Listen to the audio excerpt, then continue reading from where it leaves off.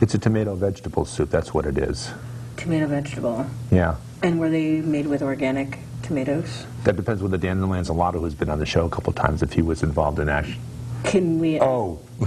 Welcome to Progressive Soup. My name is David Stevenson, co-host Gene Hislop, and our guest tonight is Gary Goncalves, who is the... well, I'll let Gary introduce himself. He's a man of many talents. Well, thank you, David, for having me back on. It's a pleasure to be on with you, Gene. First time, I believe. Yeah. So, should be an interesting night. I, as you know, David and Gene, was the former Democratic mayoral candidate in the 2009 election. And I was beaten by Mr. Boughton, who was a four-term incumbent at that point. So it was a very, very difficult uphill struggle. But we ran a good campaign and felt real good about it myself. Tough to get debates, though, wasn't it? Debates were you were hard pressed to get debates. Well, when you're in the driver's seat, I guess you want to circumvent those things. Well, you know, it's interesting. Even in the state election, I think the Brookfield League of Women Voters found out that not only mayoral candidates refuse debates, but also gubernatorial candidates as well. Not to mention state representatives.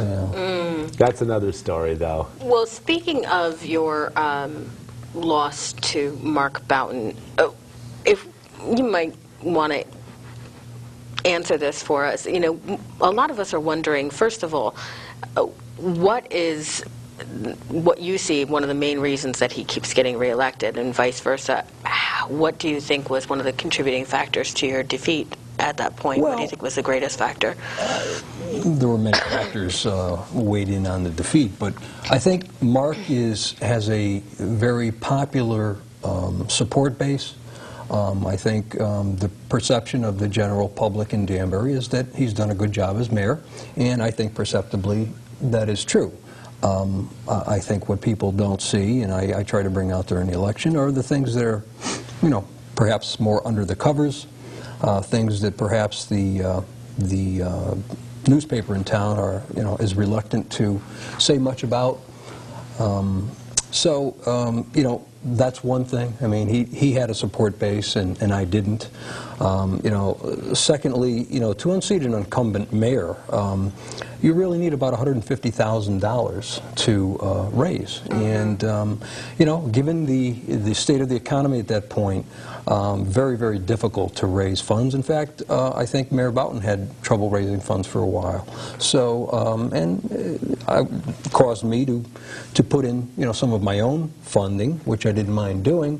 But the real problem with that is if you don't have the money up in front of your campaign. I mean, I was, you know, new to the political world, and although I'm known in Danbury, I had to establish myself as a bona fide candidate, and, you know, my introduction pieces had to go out sooner than they did.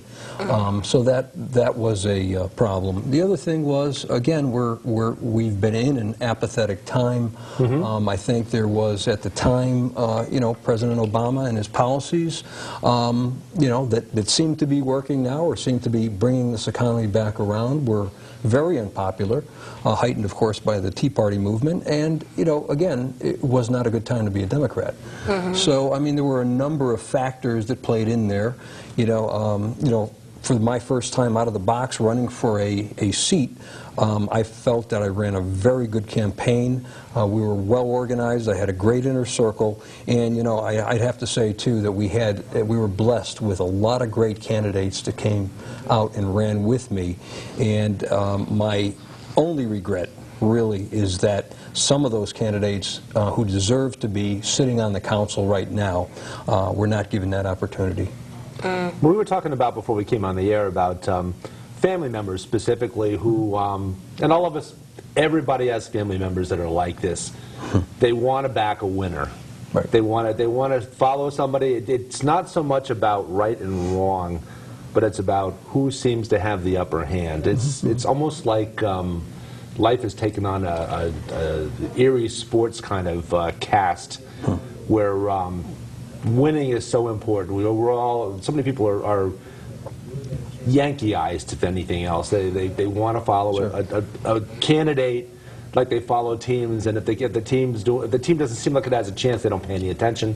Likewise, if a candidate doesn't seem like has that momentum going, they don't really pay enough heed to that candidate. Because a lot of things that you just talked about during the campaign and mentioned that you felt like would come to pass, or things that wouldn't come to pass also that didn't come to pass, that you were right on a lot of things that that have transpired since the last election. You want to talk about any of those? I mean, you know, Well, you talked about a lot of things that you were right Sure. about.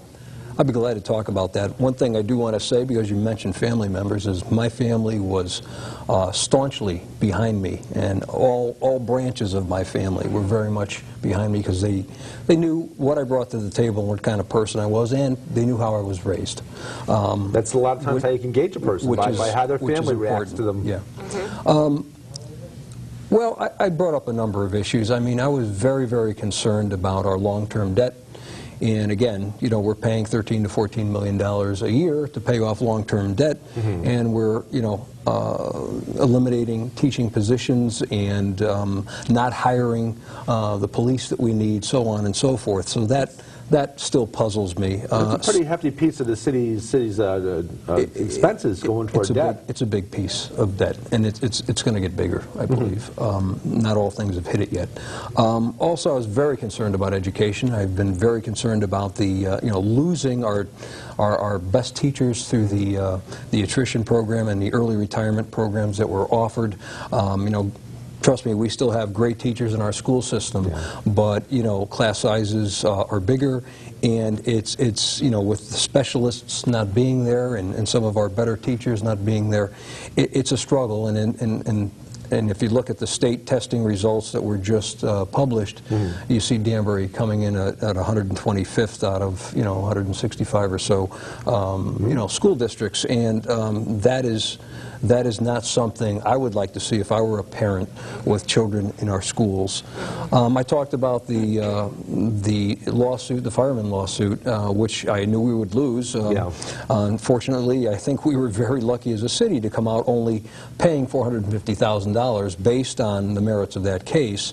Of course, that does not include, which was never mentioned in the paper, about the lawyers' fees that $200,000 that the city incurred, at least $200,000. So again, the citizens of Danbury, the voters of Danbury, had to incur those costs for you know, bad decisions that were made. And we're still not seeing the price on the actual Danbury 11 lawsuit as well. You know, that's still looming out there. I did mention that too in our debates, and it's out there. You know, it could go either way. I just don't know which way it's going to go, and I just, again, being a citizen of Danbury, I sure wouldn't like to lose the lawsuit, but, you know, based on people's rights, you know, what will be will be. And so there's a lot of things that people have come up to me now. I go to cash a check at a bank, and they say, gee, you're going to run again because, you know, anybody who listens to you knew you were right. And, you know, bringing jobs to the area, I mean, downtown economic development I stressed as well.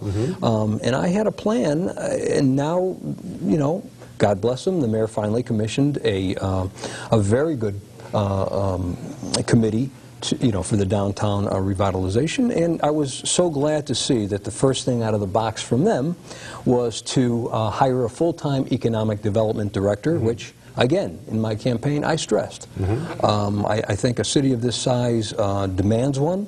I think while we are lucky as a city to have low unemployment, we historically in this city have had low unemployment, both with this regime and the Democratic administration of Gene Iroquois that came before it. So we're lucky to have the mix, the blend of small, medium, and large companies in Danbury.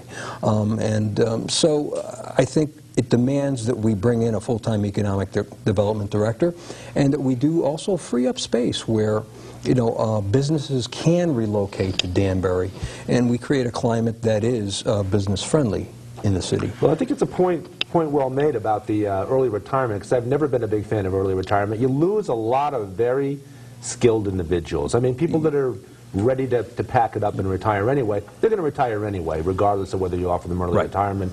But you lose a lot of good quality people when you do early retirement that are really skillful. You had a question?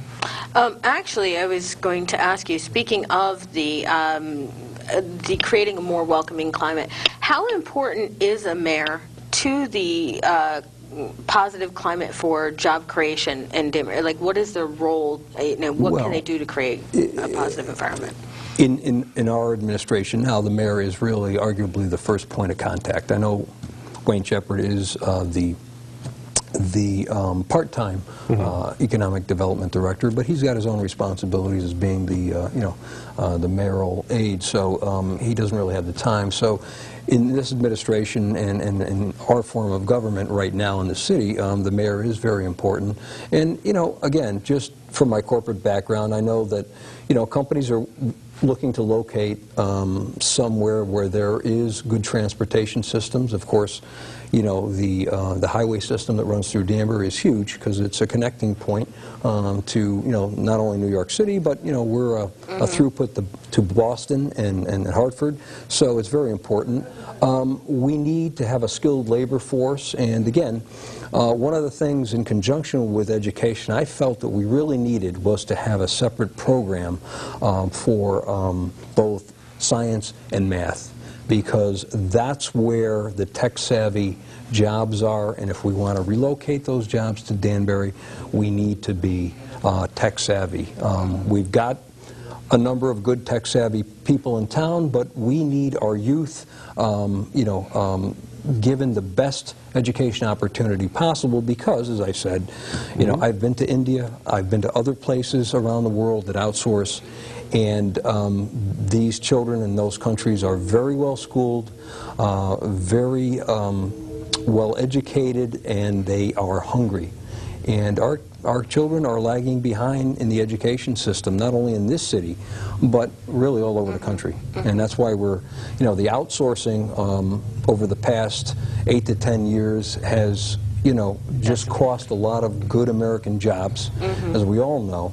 And, you've got to put a stop to that by, Congressman Murphy is sponsoring this, Buy in America trade bill, as well as we just need to keep up with the education system and teach our kids as well as we can. That's the kind of thing you don't see. That's not a short-term accomplishment. That takes years and years of doing to get kids, young kids, into the pipeline of learning those skills. Exactly. So that 10, 15 years from now, they'll be ready to accomplish that. Sometimes you don't see the results of that effort right away, but it's certainly, as you say, it's very important. Well, and David, you touched on something that I just wanted to comment on. You talked about early retirement packages, and again, we've offered them in the corporate world. I've been a part of them as far as, giving them to employees. And the thing about them is you cannot control who accepts them. So you oftentimes lose people that ordinarily you would not want to lose. So that is a problem. And, I think there's been 2 education early retirement packages, and I think at least 1 on the city side. So, we're talking about 3 or 4 early retirement packages, and you never, I've seen it in business, and you never recoup the knowledge that walks out the door. So, if I could just bring it back, we were talking about the downtown economic development plan, the remodeling of downtown Danbury and such. First of all, do you know what he has planned? Has he, really discussed no. it? I don't know. All I've heard is tidbits. One tidbit was the full-time economic development director. I think the mayor is waiting for his State of the City address to unveil what the plan is. I hope it includes things like expanding the reach of City Center to perhaps more of White Street and maybe south. other main thoroughfares to again attract small businesses to relocate there. I hope it frees up some downtown parking, and I mean free, where it's convenient for people to stop in on those businesses. You want to go in, you want to buy some stamps, or you want to do something quickly. People are not going to park at the parking garages, as good as they are. I mean, people want to go in, they want to get out, and they want to leave. So things have got to be conducive to that. And I think we've got to look into offering more incentives for small businesses to relocate to Danbury and to relocate downtown. Can I mean, this is going to be a sticky question, and I know a lot of my associates will be saying that I should ask it, you know, as far as downtown revitalization and everything. Often, unfortunately, with the immigration tensions that you've heard in, you know, over the last few years in Danbury, people have said they don't want to go to downtown Danbury because, you know, these businesses are largely immigrant, and unfortunately they say that people don't speak English in those businesses and such, which is not true. I shop at these places all the time. Do you think that part of the impetus for this is, and I hate to say this, but is to kind of gentrify downtown Danbury, and do you think it's going to negatively impact the immigrant community in Danbury in that way, those businesses which are on Main Street? No, I don't think it's going to harm them in any way. In fact, I think it will be an enhancement to their livelihoods. I think, you know, through the adoption of 287G at the time, this was a few years ago when it was first brought out, I think that scared away a lot of people. That's the ICE bill? Yeah, ICE Act. at that time. I mean, it has changed since we adopted it. It's more going after criminals now than, you know, And that's People that are largely illegally undocumented And that's largely due to the immigrants. city not really having the funding to Well, pursue more. and that's an interesting thing, Gene, because I still, to this day, don't know how much we're spending On that program. On that program, and again, you know, I come from a business environment. I was brought up in a business environment, and everything has a return on investment. And I would just like to know how much we're spending there. And again, forget about undocumented immigrants for a second. Let's talk about, you know, hiring more police. Let's talk about keeping our better teachers and better civil servants. I mean, that's why I say that. I'd like to know where the money is going and what the cost-benefit analysis of that is. You know, immigration is a big problem. It's a big problem. That's a good point about investing, because everybody wants to know where their tax dollars are going. They want, if they think of their tax dollars as being an investment that's going to have a return, a financial or a social or spiritual, some sort of return to them, it makes more sense. People are more comfortable with paying taxes than... Yeah, and again, you know, I think the mayor has come to realize that despite public outcry, I mean, it's, you know, we are a city with limited resources just like every other city in the country. And we don't have the resources to police something that is a federal issue. I mean, the federal government created it. You've got to seal the borders, and then we have to do something practical with the people that are here.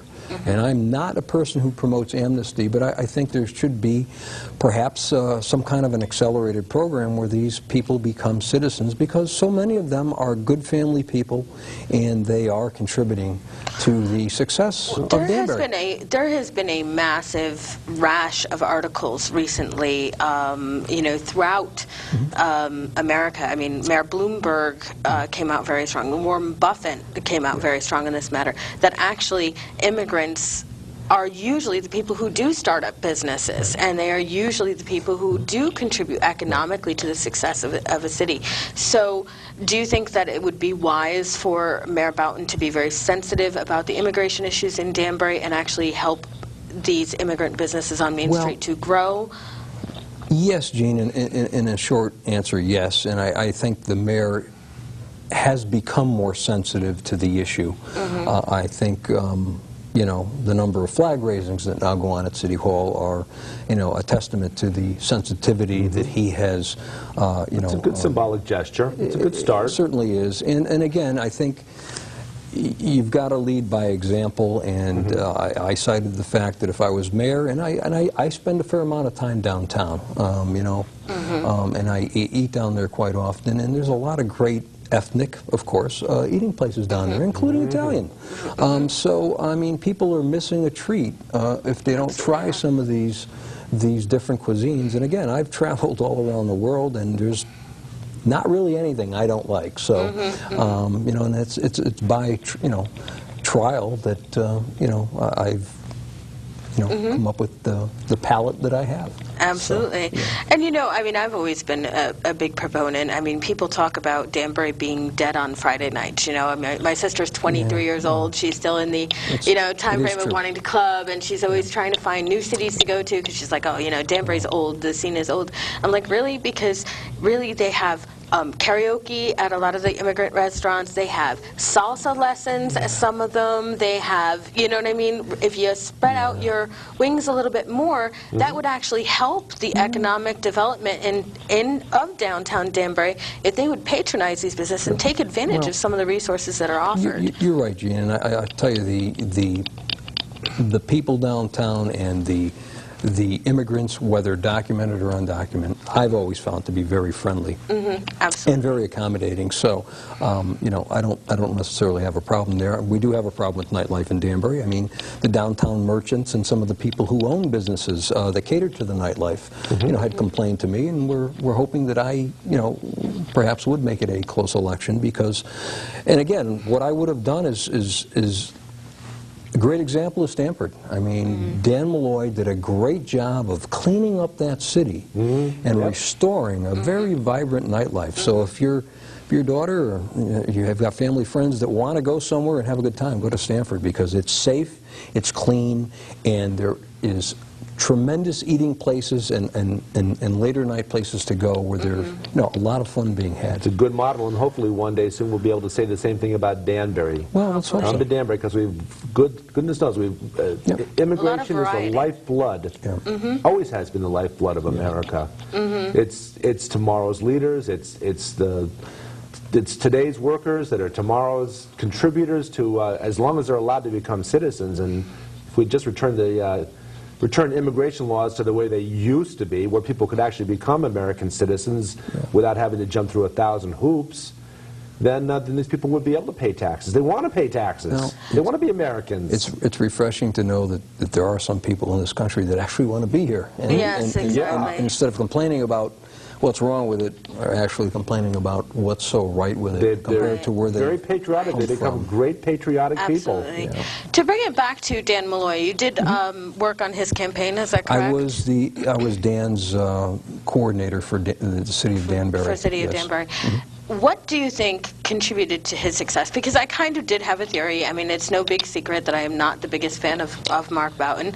Part of me believes that Foley might have done better had he chosen a different lieutenant governor. I think that was, you know, in the state, because Danbury has very high approval ratings of Mayor Boughton, despite, you know, some of the things we might think. Right. But his policies, specifically towards immigrants and things that happened during his administration, you take them to a city like New Haven, you take them to a town like Bridgeport, where Foley lost deeply to Dan Malloy, probably didn't translate very well. Is that a possibility, or? Well, there's been a lot of speculation about that. I think, you know, not having a woman as a running mate was a detriment to Tom Foley's campaign. I think that the mayor does come with, and everybody comes with in any election, a certain amount of perception, and there's probably no question that in the bigger cities, the perception of him as not being immigrant friendly is something that's that probably did hurt them. They played pretty heavily in some of the other newspapers around the state. Stories that obviously never came to light in Danbury, but there was a lot of discussion in other cities' newspapers about Mayor Boughton's past. Yeah, and again, he got the vote here. I mean, we were lucky to hold it within 2,100 votes, you know, in Mark's backyard. So I was very pleased about that. But you know, Dan Malloy's record stands for itself. I mean, I saw I worked in Stanford at a prestigious company for 30 years, and the last 14 were under Dan, and I saw an immediate and a drastic turnaround. And you know, Dan was responsible for that. He's a hands-on manager. He's a very, very bright and articulate man, and he's a leader. And he's not afraid to try something that'll fail. He's not afraid. And you know what? He made a lot of tough decisions down there, and they're going to come very handy into play as far as becoming the governor with the you know, $3.4 billion or whatever the number is at this point deficit that this state is facing. I mean, there's going to be some tough choices, and I think Dan and Nancy Wyman are the perfect team to lead this state.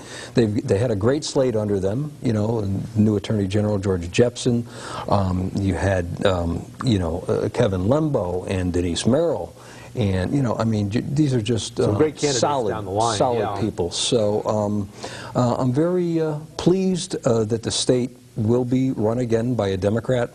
It's been a long time. We've had 16 years of Republican governorship. I don't know what you want to consider a little liker previous to that, but I think it's time that we had a real leader in Hartford, a la, you know, a la Grasso. And I think it's amazing considering that the, you know, the majority of the rest of the country went the other way in this past election, that Connecticut finally said, okay, we've been beaten into the ground so bad by Republican leadership, we're going the other way, we're voting Democrat. Change, I mean, that's And pretty, I It was an think- election it's of a huge change. statement. It was an election of change on the state level, I think at a federal level, I think in this state, that people recognized, you know, even though Mr. Blumenthal made a mistake that he readily admits. He was elected because he's done so record is much so good. for not only the state, but so many individuals. Yes. And I'd been to fundraisers for Dick and heard common people talk about, you know, boiler problems that Dick's office helped, you know, orchestrate a fix to. I mean, it's just incredible. And, you know, you take somebody like Chris Murphy, too, who's very, very popular in the 5th District. And he was presented a major challenge by Sam Caligiuri. But, you know, again, Chris is as honest as the day is long. He's a great guy. He gets out into his district on a regular basis. Yes, he does. And he does things. I've gone through that office to get people help numerous times, and you never hear them say no. That's I true. mean, they're always out there helping. So, I mean, that's why these people got reelected. And, you know, as far as the Tea Party and talking about so much change, you know, it's, to me right now, I think there's 3 parties in Washington. I don't think that helps at all. You've got the Democrats, the Republicans, and the Tea Party. And the Tea Party, they are not Republicans. They ran under the Republican banner. Or libertarian, but I think yeah. they're going to make things messy for each side. And I just hope it's not, you know, a remainder of this president's term that they just sit here and do nothing. So- I don't know that it's dangerous to have multiple parties. I think it's dangerous to have extreme, Well, you know, there's extreme, you know, I pointed out the spectrum. I mean, you got people that are fanatical, you know, on the right, people that are fanatical on the left, and, you know, It's I'd making like it to very see hard for the moderates people in in the the middle that kind of Okay, make things we're go. cutting it off there. We've been Progressive Soup. We ran a little over, but that's okay. Maybe we'll come back another show. I'd love to. Thank you. See if Jeff will do another show with us.